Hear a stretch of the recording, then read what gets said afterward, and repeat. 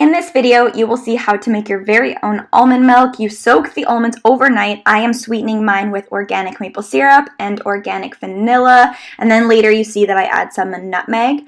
So you want to rinse off the almonds because they've been sitting in now what looks like dirty water. So you want to get all of that off of there and strain it really, really good. This almond milk was so good. I wish I had more almonds, but I had enough to fill up a mason jar. So we're gonna have to go buy some more almonds, but they look delicious. Once you are done doing that, just add a little bit of water. You want to make sure there is enough water, but you don't want to completely fill the blender with too much water.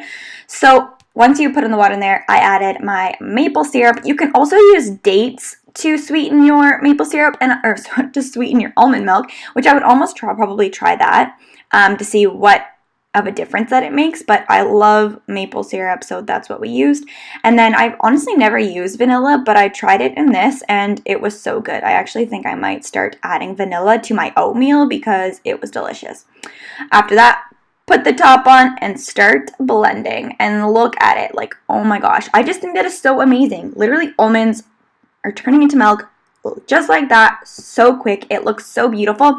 And the best thing about this is you can control how thick you want it. I added a little bit more water because I really wasn't sure. To me, it looked a little bit too thick. So me adding the water actually was worth it in the end. So that was great. I also added a little bit more vanilla because I wanted to have it more of that vanilla taste. And then here you see that I am adding the nutmeg, which, oh my God, do this. This is the best. I'm so glad I did it.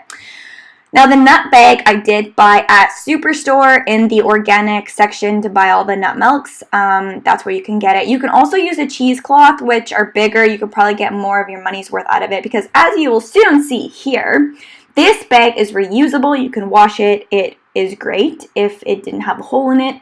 But I was squeezing and yeah, just look at that. Looks so gross. I was so stunned.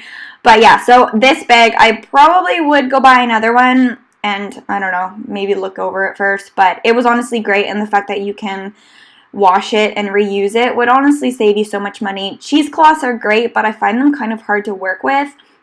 But I think next time I make almond milk, I'll likely try the cheesecloth and see how that goes because you get more for your money with the cheesecloth.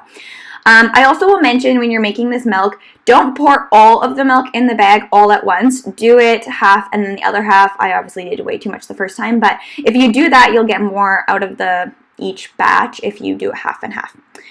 So then you can see that it's all milky, and I'm pouring in a mason jar because it just filled it up perfectly, but I would honestly go buy so many more almonds, make this again, and actually go buy a milk jar and fill it up. So that's what I would probably do. Honestly, this was so good. I'm so proud of myself because I know that I've wanted to do this for a really long time, but I was a little intimidated because I heard it was a really long process, but to make this was honestly so easy. So I will definitely be making my own almond milk again. I prefer it. And this is the final product. As you will see, the next morning I tried to froth it to put over my coffee and it worked so good. And it tastes so much better. Like, it just tastes so good. So I hope you like this video. Subscribe, give it a thumbs up. Thank you so much for watching, and I'll see you in the next one.